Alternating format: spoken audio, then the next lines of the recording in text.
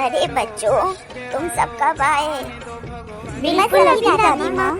और बताओ बच्चों, कैसे हो तुम सब? एकदम बढ़िया दादी माँ। आज हम सब आपसे कहानी सुनने आए हैं दादी माँ। हाँ दादी माँ, बहुत दिन हो गए आपने कहानी नहीं सुनाई। आज एक कोई अच्छी सी कहानी सुनाइए ना। ठीक है बच्चों, तुम सब बैठो, मैं कहानी सुनाती हूँ। ठीक है दादी माँ, हम सब बैठते हैं। शुरू करिए दादी माँ। हाँ बच्चों, आज मैं तुम्हें एक राजा और एक छोटी सी समझदार लड़की की कहानी सुनाती हूँ। ठीक है दादी माँ।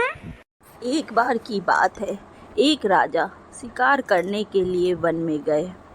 एक हिरन को देखकर उन्होंने अपने घोड़े को उसके पीछे दौड़ाया। हिरन का पीछा करते हुए उनके बाकी के साथी भी उनसे काफ़ी पीछे रह गए। राजा दूर एक ऐसे जंगल में पहुंच गया जहां मीलों तक पानी नहीं था। राजा को प्यास ने बहुत ज़्यादा व्याकुल कर दिया था।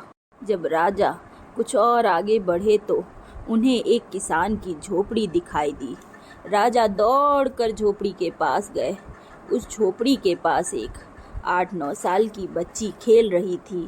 राजा ने उस बच्ची से कहा, बेटी शीघ्र ही एक गिलास जल ले आओ, मुझको बहुत जोर से प्यास लगी है।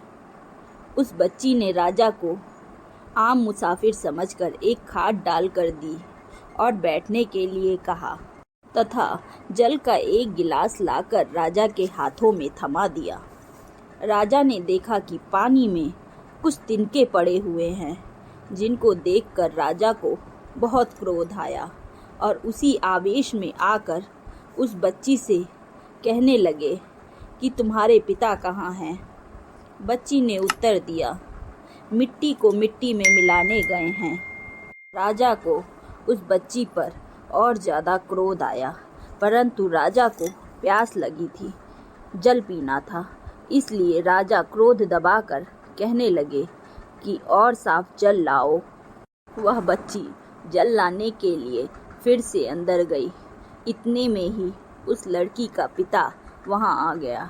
उसने तुरंत राजा को पहचान लिया और उनको प्रणाम किया और कहने लगे कि हुजूर, आप एक गरीब की झोपड़ी में कैसे पधारे?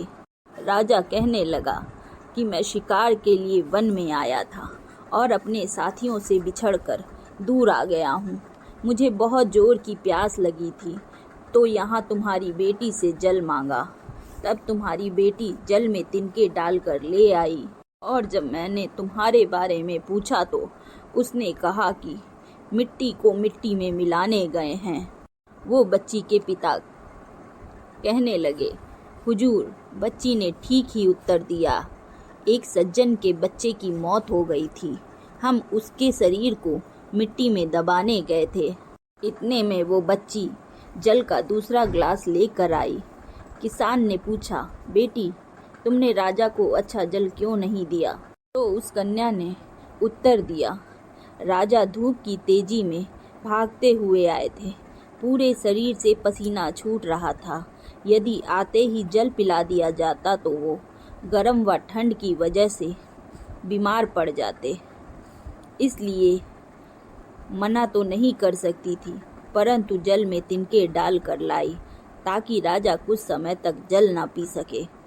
राजा बच्ची की चतुरता को देखकर बहुत प्रसन्न हुए और अपने गले से बहुमूल्य हीरो का हार उस बच्ची के गले में डाल दिए और उनको हमेशा हमेशा के लिए दरिद्रता के दुखों से छुड़ा दिए।